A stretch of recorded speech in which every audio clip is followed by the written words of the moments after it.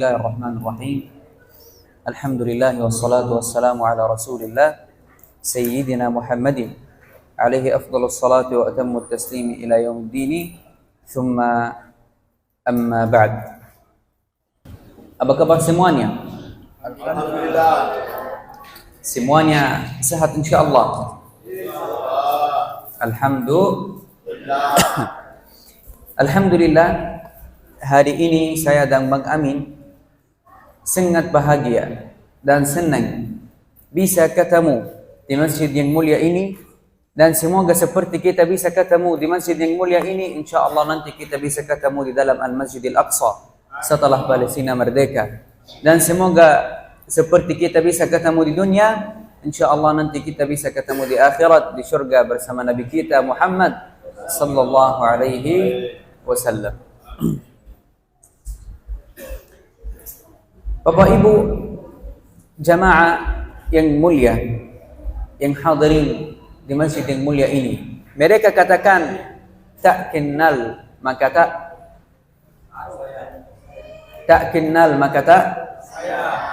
tak tahu. Bagaimana saya yang padahal belum tahu? Baik. Ya, kita kenalan dulu. Yang pertama, ini saya Osama Anwar dari Palestina. Lahir di kota Gaza tahun 2001. Dari tahun 2001 sampai 2021 tidak pernah keluar dari Gaza sama sekali. Baru keluar dari Gaza tahun 2021. Datang ke Indonesia yang pertama. Tinggal di Indonesia 1 tahun 4 bulan. Balik ke Palestina lagi 6 bulan.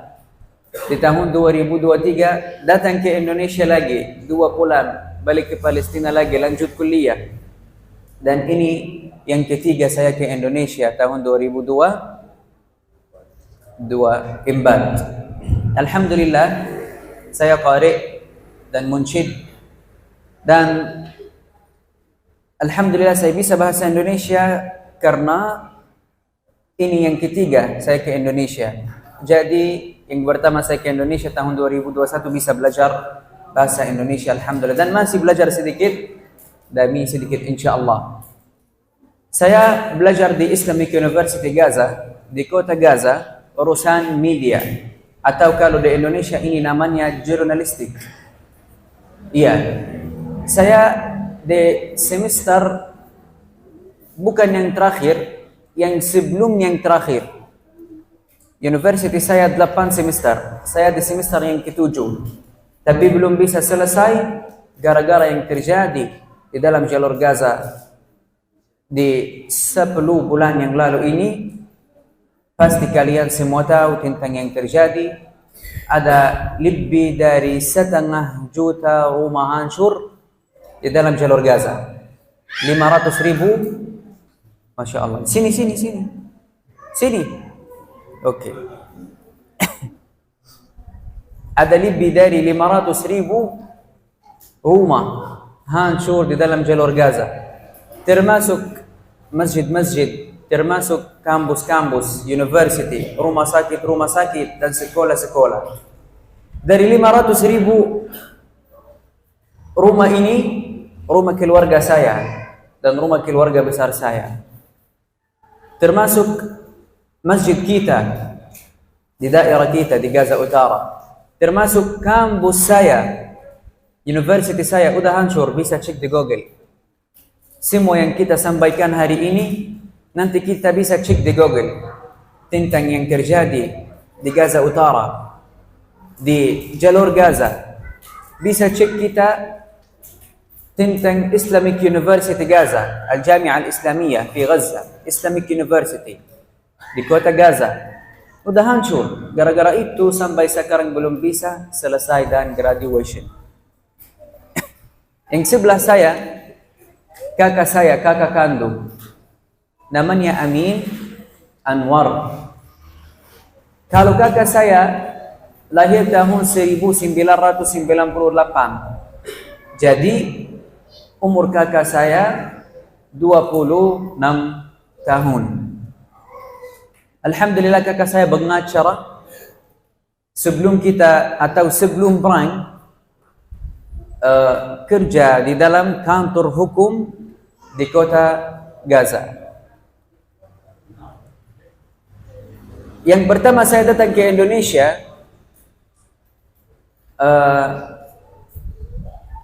di tahun 2021, waktu itu saya masih jomblo. Ya. Waktu tahun 2021. Di tahun 2023 waktu saya datang ke Indonesia, jomblo bro. Tahun ini jomblo Pro Max. Kalau kakak saya ketua jomblo Pro Max fisabilillah. Jadi kita dua-duanya belum menikah. Ya. Tapi bagaimanapun, alhamdulillah. Mungkin kalian semua tahu bahwa Gaza sedang berang sekarang. Dari lebih dari 10 bulan yang lalu. Banyak keluarga yang kehilangan rumah, makanan, pakaian, tempat tidur, dan lain sebagainya. Tidak berlebihan kalau bilang tidak ada satu keluarga di dalam jalur Gaza kecuali ada di dalamnya yang mati syahid, kecuali ada di dalamnya yang terluka, atau keluarga ini rumahnya hancur. Di dalam jalur Gaza ada lebih dari 50.000 orang mati syahid dari awal perang sampai sekarang. Ada lebih dari 100.000 orang yang terluka dari awal perang sampai sekarang. Dan 50.000 ke atas, ini yang kita bisa tahu, ini mati syahid. Kalau rumah udah hancur, kita tahu misalkan di daerah kita, saya pernah lihat rumah-rumah sebelah rumah kita, rumah-rumah hancur. Kita tahu di dalam rumah ini ada lebih dari 30 orang di dalamnya. Tapi setelah rumah ini hancur, kita cari di mana orang-orang yang di dalamnya. Kita bisa debat 2, 3, 7 orang. Yang lain masih kita tidak tahu, masih di bawah. Jadi yang kita catat 50.000 orang yang kita keluarkan, yang masih ada di dalam itu lebih banyak. Dan ada beberapa kali ada bom sebelah rumah kami. Kita ini mencari di mana mereka, atau membantu mereka. Kalau malam hari ada bom, itu caranya sangat sulit. Karena kalau malam hari gelap, tidak ada listrik sama sekali. Nanti kita kasih contoh tentang listrik juga. Tidak ada listrik sama sekali. Dan kalau ada yang keluar malam, itu pasti dibom. Karena pesawat Zionis pikir ini orang melawan. Kenapa keluar kalau malam dari rumah? Ini perang, kenapa keluar? Jadi kalau ada bom, kita mau keluar membantu mereka yang rumahnya udah hancur atau udah dibom. Tapi kalau malam tidak bisa keluar. Jadi kita harus menunggu sampai pagi besok keluar dari rumah membantu mereka. Ada satu malam tiba-tiba kita duduk di rumah, tiba-tiba ada suara bom yang sangat keras dan kuat. Sampai pintu-pintu kayak gini, jendela juga kayak gini, semua rumah kayak gini. Seperti bagaimana kalau kita naik mobil di jalan yang rusak. Bagaimana mobil kayak gini kan? Waktu itu mungkin selama 5 titik rumah kita kayak gini juga. Gara-gara ada bom sebelah rumah. Kita mau keluar membantu atau mencari bom ini di mana? Pasti mereka butuh bantuan sekarang. tapi tidak bisa keluar karena malam hari. Kita menunggu sampai besok pagi. Waktu kita keluar dari rumah besok pagi, kita tidak bisa debat. Bagaimana bisa bilang? Tidak bisa debat satu jasad atau satu badan. Kita lihat tangan di sini, kaki di sini, ada kepala orang di sini, kepala saja, tidak ada badan. Kita tidak tahu di mana yang lain. Ada banyak cerita kayak gini. Saya ikut Ibrahim, saya dan kakak saya dan keluarga saya dari awal Ibrahim tanggal 7 Oktober tahun 2023 sampai kalau saya dan kakak saya sampai bulan Mei. 7 bulan di Ibrahim. 7 bulan ada banyak cerita. 7 bulan kalau kita mau sampaikan apa kita yang lihat, apa kita lihat di dalam 7 bulan ini, kita tidak bisa selesai. Banyak penderitaan dari awal perang sampai sekarang. Ini tentang bom dan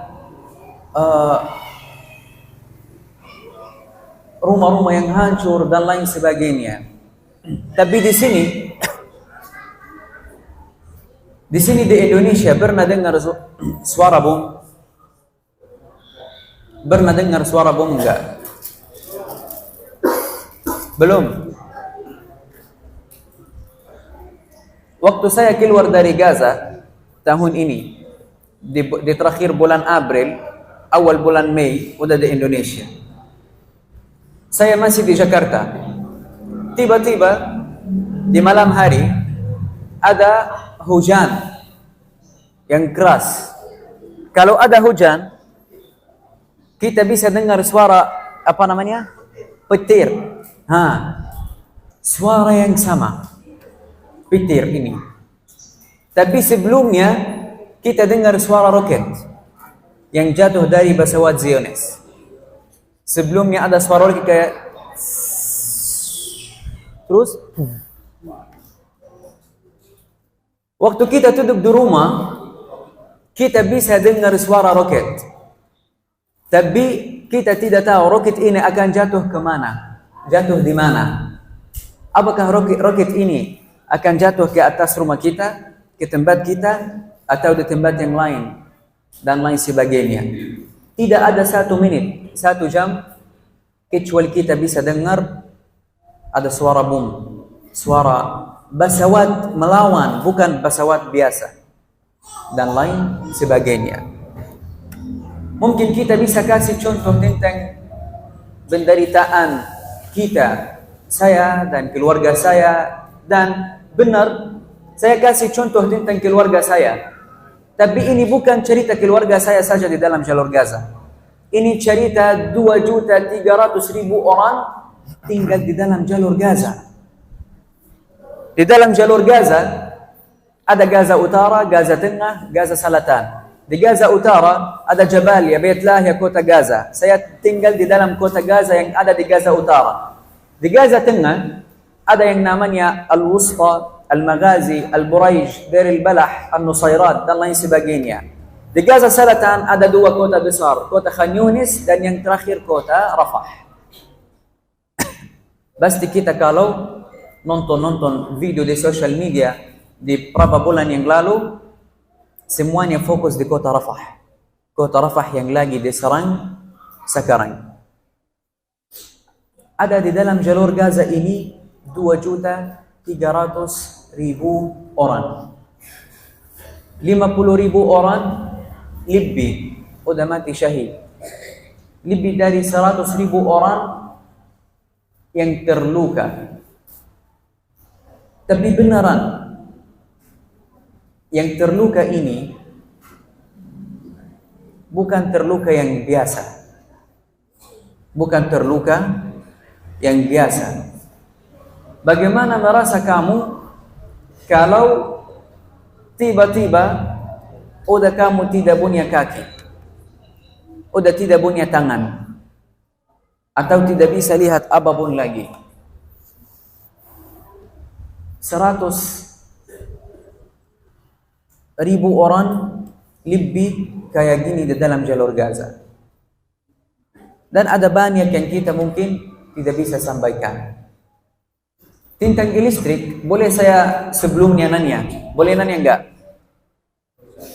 Boleh nanya? Kalau di sini di Indonesia, alhamdulillah ada listrik 24 jam, kan? Alhamdulillah. Tapi listrik di sini pernah mati tidak? Pernah. Kalau mati di sini biasanya berapa menit? 1 jam. Kalau listrik di sini mati 1 jam, merasa apa? Ini yang pertama, pasti panas. Apalagi banyak nyamuk, tidak nyaman, panas, nyamuk, tidak nyaman, merasa kecewa. بقول لي بنا في كتير بعوض يعني نياموك. مش فاهم مش قدامي حاجة. ثواني. Terus semua keluarga di seluruh dunia ada di dalamnya orang tua, ada anak-anak, ada perempuan, ada ibu-ibu, laki-laki, perempuan. Semua orang di dalam keluarga punya penderitaan khusus. Kalau ayah, ini yang menjaga keluarga. Kalau listrik mati, bingung, pusing, saya yang menjaga keluarga ini. Jadi udah mulai cari solusi bagaimana bisa kebaikan listrik langsung. Kalau ibu-ibu mungkin susah masak kalau tidak ada listrik, mungkin susah cuci laundry, mungkin susah bersih-bersih rumah. Kalau tidak ada listrik, tidak ada internet juga. Kalau tidak ada listrik, tidak ada signal kalau mau telepon. Kalau tidak ada listrik, kalau anak-anak tidak bisa main HP kalau tidak ada listrik, kan? Tidak bisa main HP, tidak bisa buka YouTube, tidak bisa charge HP kalau HP mati juga. Jadi setiap orang di dalam keluarga punya penderitaan khusus.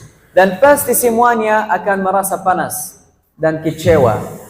Bagaimana kalau listrik ini mati malam hari, gelap, dan ada suara bom seperti tadi yang kita kasih contoh.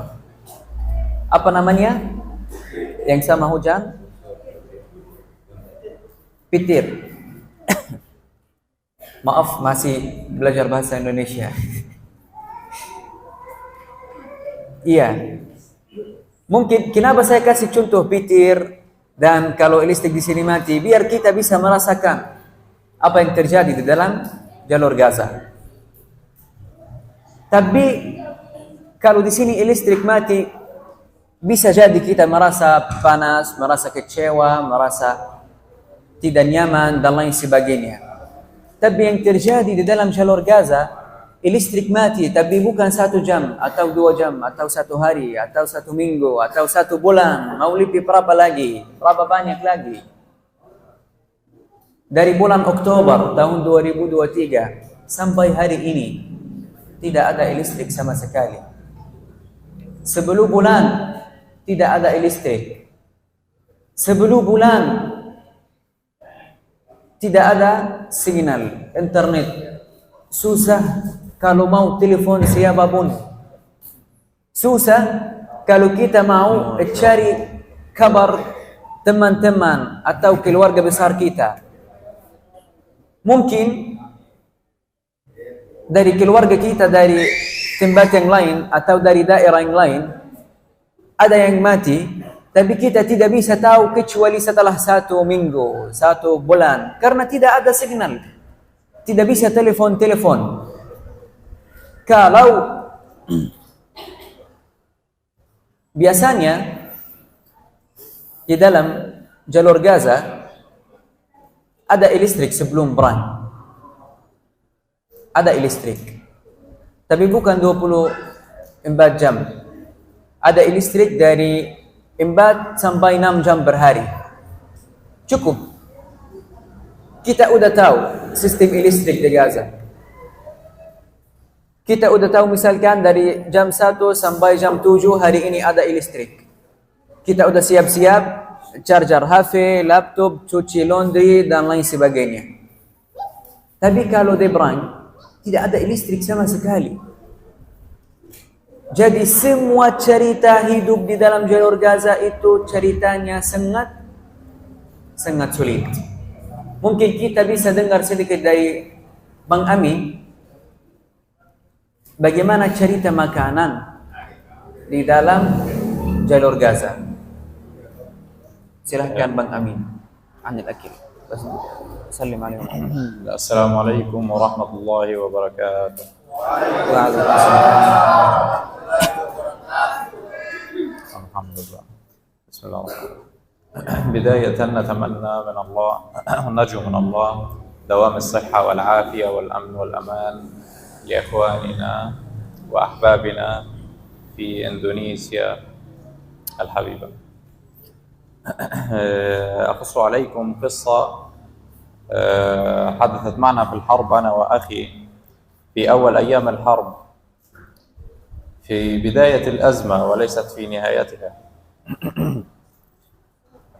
تقريبا في أول 10 أيام من الحرب خرجنا أنا وأخي، نفذ مخزون الطعام في أغلب الأماكن المتواجدة قرب البيت، وكانت مخابز التي تنتج الخبز متوقفة عن العمل بسبب عدم تواجد المواد الخام والدقيق والطحين، وبعضها تم استهدافها بشكل مباشر لكي لا تقوم بالعمل.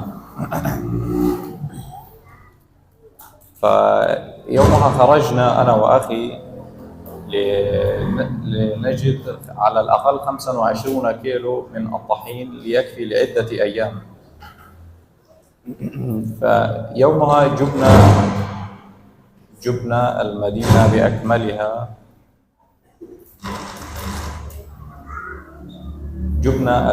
بأكملها، جميع الشوارع الأماكن القريبة من البيت وبعضها البعيد.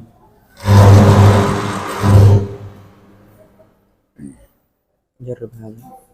بسم الله. هو من عندي ولا من عندك؟ فجبنا الأماكن القريبة من البيت والبعيدة نسبيا، وأغلب هذه الأماكن كانت مهددة بالخطر ومهددة بالاستهداف، وبعضها أو غالبيتها كانت مستهدفة، والطرقات كانت مليئة بالحجارة لا يمكن للمركبات السير فيها،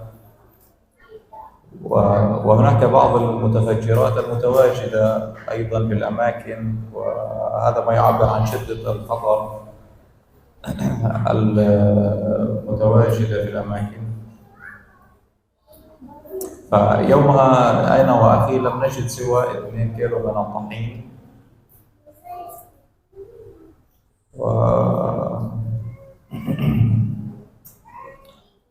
تمام.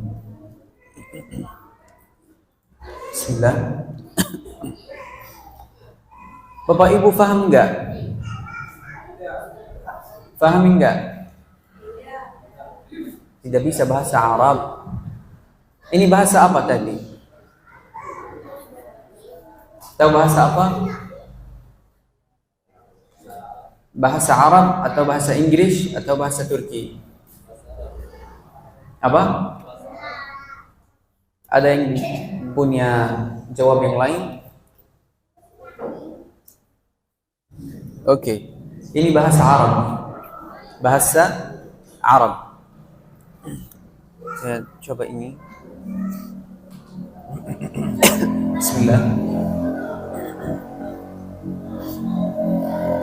Ini bahasa Arab, tapi ada beberapa kata yang gimana? Kalau setiap bahasa di seluruh dunia ada bahasa, misalkan kalau Indonesia ada bahasa Indonesia resmi dan ada bahasa hari-hari. Ya, beliau tadi pakai bahasa resmi, tapi ada beberapa kata dari bahasa Arab hari-hari yang khususnya di daerah Gaza. Karena di semua negara Arab, semuanya bahasa Arab. Tapi setiap negara punya kayak aksen khusus. Palestina beda sedikit dari Mesir, dari Saudi, dari Suria, dari Jordan. Tapi semuanya yani kayak gimana, mirip-mirip sedikit. Kakak saya tadi sampaikan, bidayatan, pertama-tama, beliau bilang, saya berharap semoga insya Allah sehat selalu dan banyak rizki dan banyak panjang umur, dan insya Allah Indonesia selamanya aman. Allahumma amin ya rabbal alamin. Tentang makanan, kakak saya ingin sampaikan tentang makanan, kasih satu cerita yang sederhana. Cerita ini di minggu yang kedua di dalam perang. Masih kita di bulan yang pertama. Setelah minggu yang pertama, makanan di dalam Gaza udah mulai habis. Karena dari awal perang, border Rafah atau perbatasan Rafah ini tutup. Di dalam jalur Gaza tidak ada bandara. Tidak ada pesawat dari jalur Gaza kemana-mana. Tidak ada pesawat yang turun di dalam jalur Gaza. Jalur Gaza ada di terakhir jalur Gaza, di Gaza Selatan, di kota Rafah, terakhir kota Rafah, ada kayak border, berbatasan. Di sini, di Pulau Papua, ada border juga kan? Kita semuanya tahu border yang ada di sini, di Pulau Papua. Apa namanya? Di sini ada border kan? Border Papua dan Papua Gini. Perbatasan. Bagi ini, saya pergi ke sana ingin lihat apakah seperti perbatasan Rafah atau tidak. Beda banget. Di sini ceritanya sangat mudah buat masuk keluar lagi. Kita mungkin tidak boleh masuk ke Papua Gini, tapi nggak apa-apa, saya ingin lihat saja. Kalau misalkan kita kasih contoh, kota Jayapura ini, semua makanan yang ada di kota Jayapura harus masuk dari perbatasan itu. Harus masuk dari perbatasan itu. Kalau udah ada perang kalau udah ada perang, perbatasan itu udah tutup, tidak ada yang masuk sama sekali. Ini yang terjadi di dalam jalur Gaza. Ada perbatasan dari kota Rafah, perbatasan Rafah sama Mesir. Semua makanan, obatan yang kita butuh di dalam jalur Gaza masuk dari perbatasan ini. Perbatasan ini udah tutup. Tidak ada yang masuk sama sekali dari awal perang. Jadi di minggu yang pertama, setelah minggu yang pertama, makanan di dalam jalur Gaza udah habis. Jadi caranya tentang makan harus keluar dari bagi, cari, keliling, mutur-mutur di dalam daerah kita, di dalam daerah yang lain, yang sebelah dan sekitarnya. Semoga kita bisa dapat makanan. Kalau di Indonesia, kalau mau makan, kita langsung cari makan apa? Yang ada di dalamnya nasi. Kalau di Indonesia, kalau tidak makan nasi, tidak kenyang, kan? Tapi kalau di Gaza, kalau tidak makan roti, tidak kenyang. Jadi, kalau kita mau cari makanan, cari roti. Kita masuk ke beberapa tempat jualan roti. Kita kaget, semua tempat jualan roti di daerah kita udah tutup. Kita nanya kenapa? Mereka bilang udah habis, tidak ada tepung buat kita masak roti dan jualan. Ya kita mulai cari solusi yang lain. Mulai cari tepung. Bukan tidak mau beli roti langsung karena tidak ada listrik, jadi tidak bisa masak sendiri. Tidak, Caranya Tinteng Timbat yang masak roti sendiri sekarang sangat sulit. Tidak ada yang bisa masak karena tidak ada listrik. Jadi kita cari tepung aja. Kita keliling dari jam 10 pagi sampai mungkin sebelum adzan maghrib. Cari di dalam jalur Gaza dari mana kita bisa dapat satu bucket tepung. Kalau satu bucket tepung itu 25 kilo. Bisa kita makan dari bucket ini selama 3 minggu. Kita cari-cari, terakhirnya kita tidak bisa dapat kecuali 2 kilo tepung saja. 2 kilo tepung saja, buat satu hari tidak cukup. Tapi ini yang kita dapat. Jadi, kita bisa dapat 2 kilo, balik ke rumah langsung, kasih ke Umi, masak sendiri roti di rumah. Kalau caranya sebelum perang, mungkin kita gunakan gas, listrik, tentang masak, dan lain sebagainya. Tapi setelah perang, kayak bakar-bakar aja. Ini yang ada, tidak ada pilihan. Tentang apa lagi? Mungkin kita bisa kasih contoh. Langsung kita lihat satu video, kalau boleh. Tentang air. Ada banyak yang nanya ke kami, antum bilang di dalam jalur Gaza tidak ada makanan, tidak ada air. Terus bagaimana bisa hidup sampai sekarang?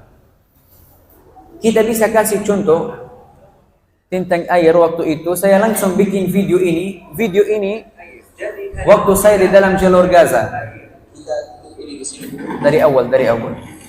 Boleh dari awal. 12:30 menit. Assalamualaikum teman-teman kita. Ada banyak yang nanya saya bagaimana caranya tentang air. Jadi hari ini kita akan cari air. Kita tutup ini di sini. Sekarang jam 12:30 menit. Berapa jam kita akan membuat air? Setelah setengah jam jalan kaki, alhamdulillah kita lihat ada di sini yang ada air. Jam 1 dan 1 menit. Alhamdulillah ada air di sini, tapi ada banyak yang masih menunggu.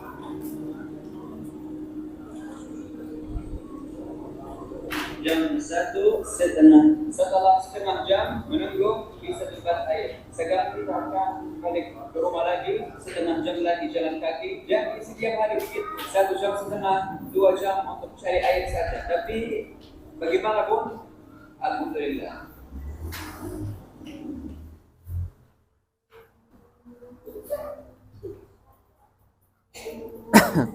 Bisa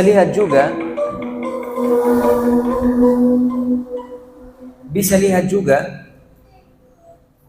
kita terakhirnya bisa debat apa namanya ini Ranti yang warna kuning dirigen benar oke. Benar dirigen namanya. Alhamdulillah. Saya takut kasih kata yang lain. Kita bercanda saja. Kacau. Ya. Terakhirnya kita bisa debat 2 dirigen ini. Ini cukup buat keluarga kita berapa jam saja. Ini tidak cukup buat 1 hari. Tidak cukup buat apapun. Keluarga kita 7 orang. 7 orang. Setiap orang mau wudu.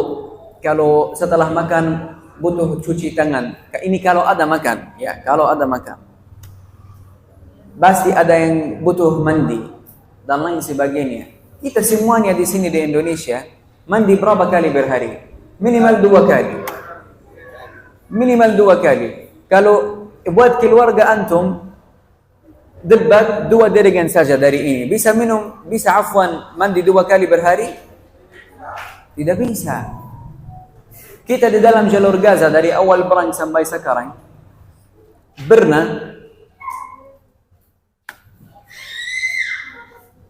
bagaimana bisa sampaikan?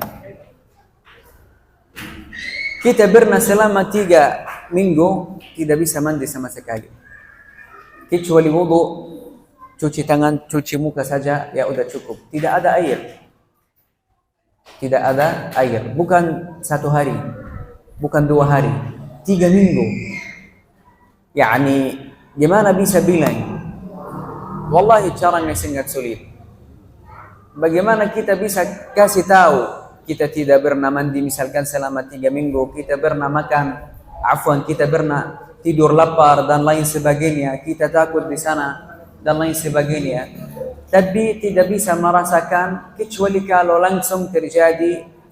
Dan semoga insyaallah Indonesia, insyaallah kita berharap Indonesia selamanya aman. Semoga Allah juga menjaga semua nikmat ini di Indonesia. Allahumma amin ya rabbal alamin. Terakhirnya, mungkin ada banyak yang nanya, kenapa kita harus berduli kepada Palestina misalkan?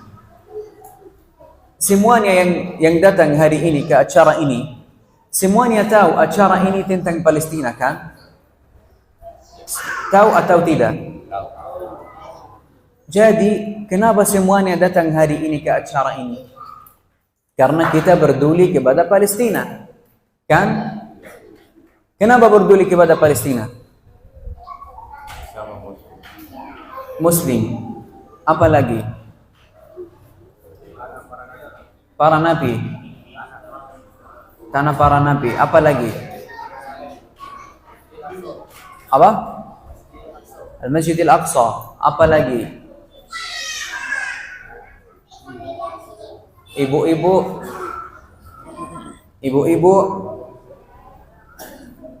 udah ngantuk.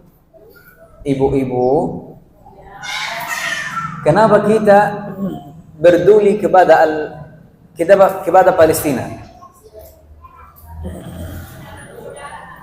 Apa? Saudara. Oke, saudara Muslim.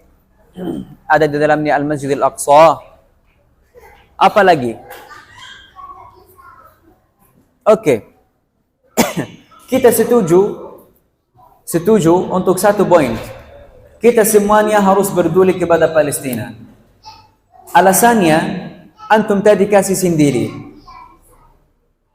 Saudara Muslim, ada di dalamnya Al-Masjidul Aqsa. Bagus sekali kalau kita tahu dan faham. Tapi lebih bagus kalau kita ajarin anak-anak kami, adik-adik kami. Kenapa kita harus berduli kepada Al-Masjidil Aqsa? Atau kenapa kita harus berduli kepada Palestina? Dan harus kita punya jawab yang benar ini bisa jelaskan kenapa kita harus berduli kepada Palestina untuk orang-orang yang nanya. Yang pertama, ini orang Muslim kan? Ya. Di sana saudara kami, saudara-saudara Muslim. Ya terus, ya ini orang Muslim. Maaf saya berdiri. Ya terus ini orang Muslim. Tapi ini bukan cerita saya. Ini negara mereka, bukan negara saya. Ini bukan dari keluarga saya dan lain sebagainya.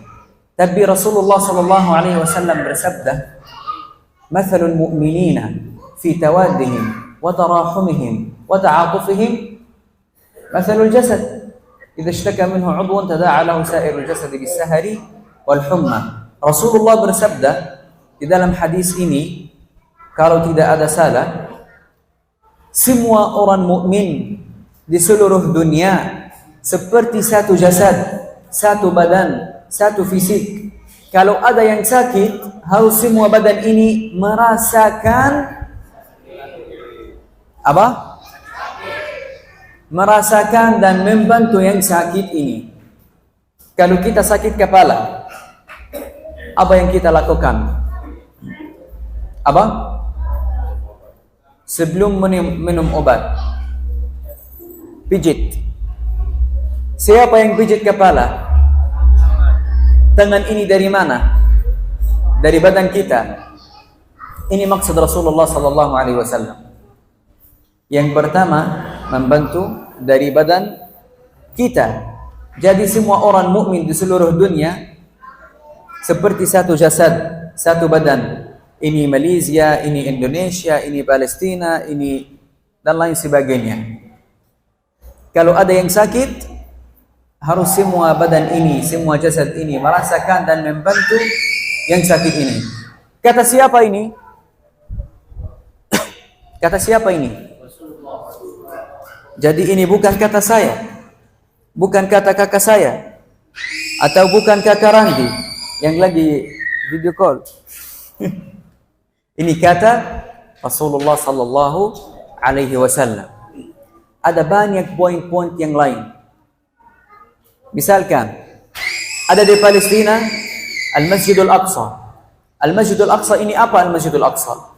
Kiblat pertama umat Islam, masjid yang kedua di dunia, dan masjid yang ketiga suci dari dua masjid suci di dunia. Apa itu? Al-Masjidul Al-Aqsa. Ada banyak yang fikir Al-Masjidul Aqsa ini punya orang-orang Palestina saja. Tidak. Alhamdulillah, Allah subhanahu wa ta'ala kasih kita nikmat yang besar, orang Palestina. Alhamdulillah, Allah subhanahu wa ta'ala kasih orang Palestina amanah menjaga Al-Masjidul Aqsa. Atau lebih jelas, Allah subhanahu wa ta'ala yang menjaga Al-Masjidul Aqsa. Tapi kita hanya sebab, atau kita hanya alasan. Alhamdulillah. Jadi Al-Masjidul Aqsa ini bukan milik orang-orang Palestina saja.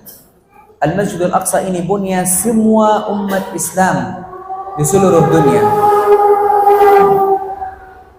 Al-Masjidul Aqsa punya seluruh umat Islam di seluruh dunia. Orang Muslim ada di Indonesia, ada di Malaysia, ada di Amerika, ada di China, ada di, kalau kita di sini di, kalau bahasa Arab, Kaukab al-Ard. Kaukab al-Ard.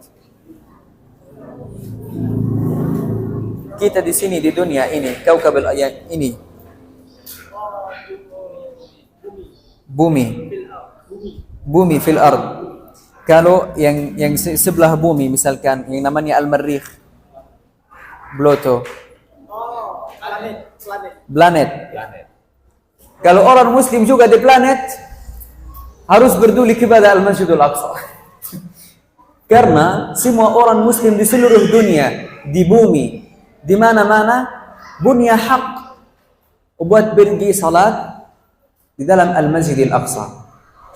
Dan kalau kita bilang semua orang mukmin punya hak, atau semua orang Muslim di seluruh dunia punya hak buat pergi dan salat di dalam Al-Masjidil Aqsa, saya langsung ingat hadis Rasulullah sallallahu alaihi wasallam عن ميمونة مولاة النبي صلى الله عليه وسلم جاءت إلى النبي تسأله يا رسول الله أفتنا في بيت المقدس.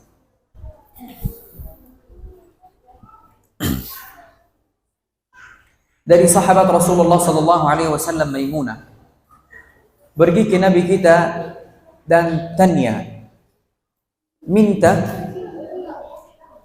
kasih kita fatwa tentang bumi Al-Maqdis. Rasulullah sallallahu alaihi wasallam bersabda, Baitul Maqdis huwa ardul mahsyari wal mansyar. Bumi Al-Maqdis ini bumi Al-Mahsyar dan Al-Mansyar. Apa artinya Al-Mahsyar dan Al-Mansyar? Dua kata.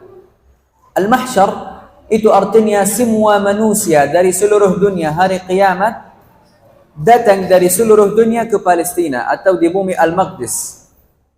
Bumi, daerah yang ada di dalamnya Al-Masjidul Aqsa dan sekitarnya, itu hari kiamat.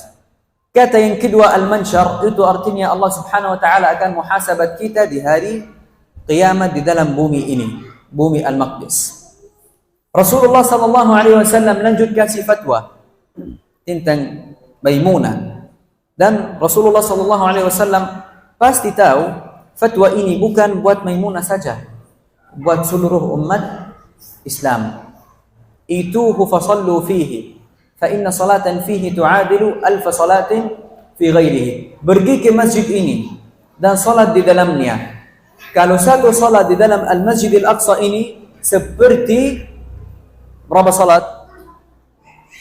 1000 salat di masjid yang lainnya, di dalam Al-Masjidul Al-Aqsa. Maimunah bertanya lagi kepada Nabi kita, "Ya Rasulullah, wa man lam yastati' an yadhhab ilaihi?" Bagaimana kalau kita tidak bisa pergi ke sana? Rasulullah sallallahu alaihi wasallam, "Faman lam yastati' falyuhdi ilaihi zaitan yusraju fi qanadilih."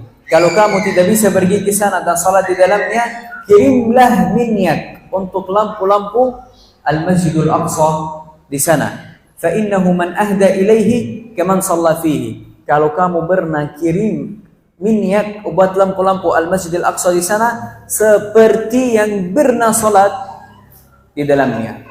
Kata siapa ini? Rasulullah sallallahu alaihi wasallam. Di zaman Rasulullah gunakan apa buat listrik? Afwan, gunakan apa buat lampu? Di zaman Rasulullah minyak. Tapi di zaman kita sekarang gunakan apa? Listrik.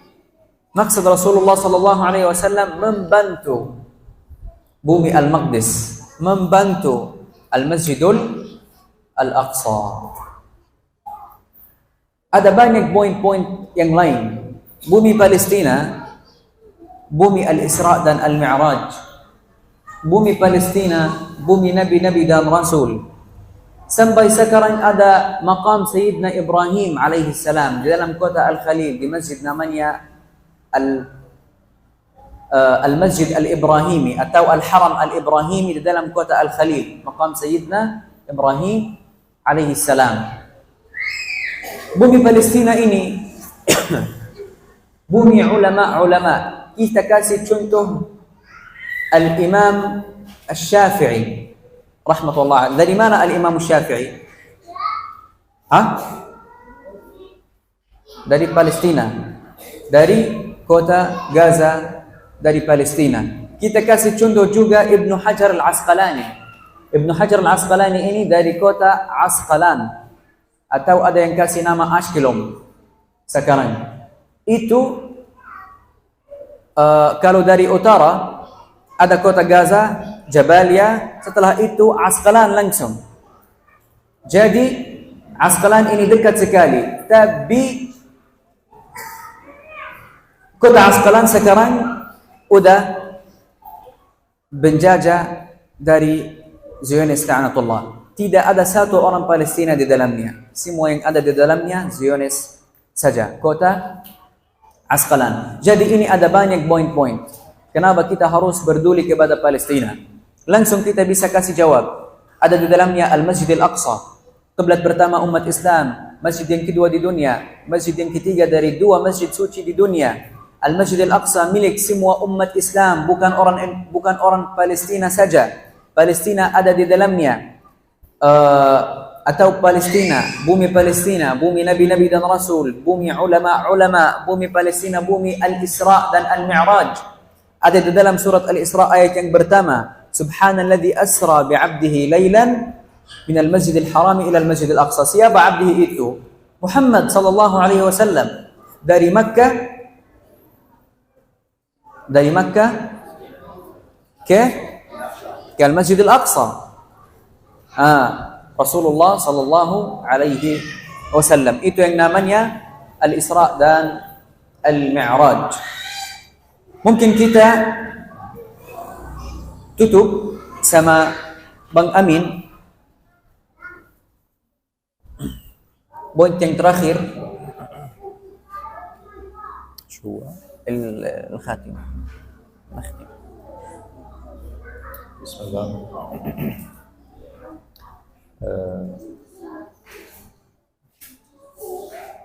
الخاتمة ايش بنحكي؟ نصيحة.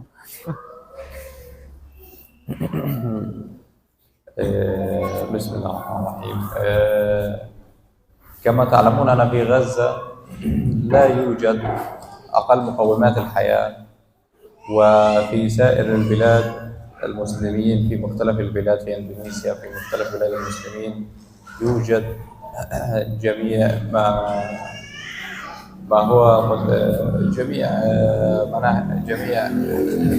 مقومات الحياة من أكل وطعام وشراب وجميع وسائل ذهاب وإياب.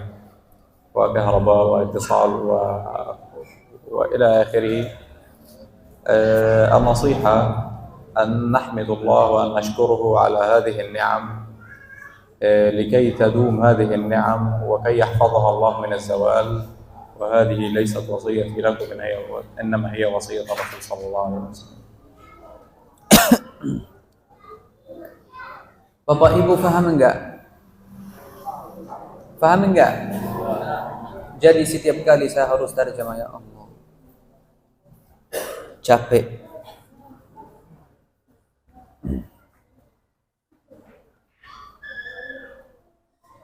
Kakak saya sampaikan, ايش حكيت انت في الاول؟ saya lupa, ingatkan dulu. Iya, ingat. الفرق بين Nah, dari ceramah ini kita bisa lihat bagaimana kota Gaza ini beda sekali dan jauh sekali dari Indonesia, atau khususnya dari kota Jayapura dan sekitarnya. Maksudnya di sini di Indonesia, alhamdulillah ada banyak nikmat dari Allah Subhanahu wa taala. Ada nikmat aman. Kalau Indonesia tidak aman, kita tidak bisa ketemu di dalam masjid ini hari ini. Tidak bisa keluar dari rumah. Tidak bisa pergi ke tempat kerja, balik ke rumah lagi, ketemu sama teman-teman dan lain sebagainya.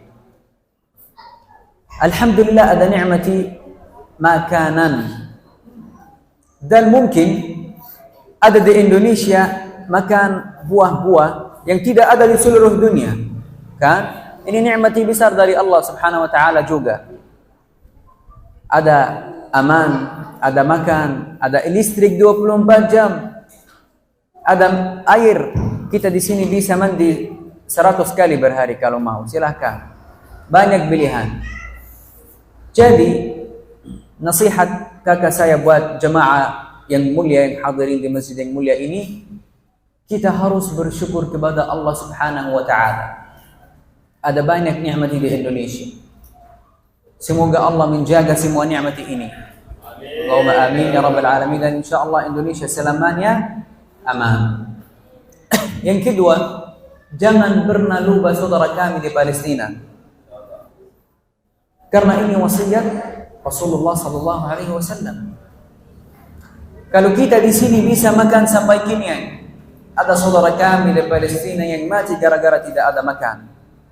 Kalau kita di sini tidur di kasur dan di tempat istimewa yang bagus-bagus, ada AC dan lain sebagainya.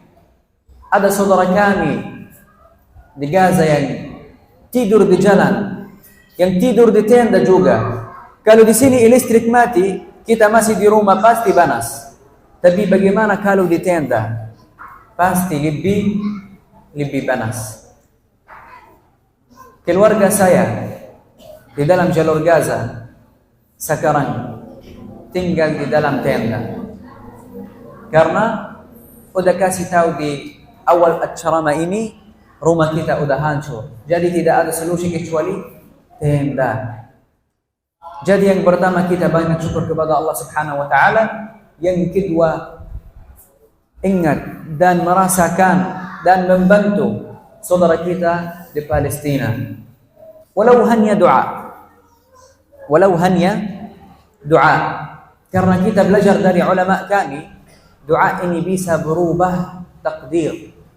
Semoga cepat selesai perang ini, dan semoga Palestina segera merdeka, dan semoga kita semuanya bisa masuk dan salat di dalam Al-Masjidil Aqsa, dan semoga Allah terima semua yang mati syahid dari kami, dan semoga semua yang terluka di perang yang terakhir ini sembuh, cepat sembuh. Allahumma amin ya rabbal alamin. Wabillahi taufiq wal hidayah. Wassalamualaikum warahmatullahi wabarakatuh.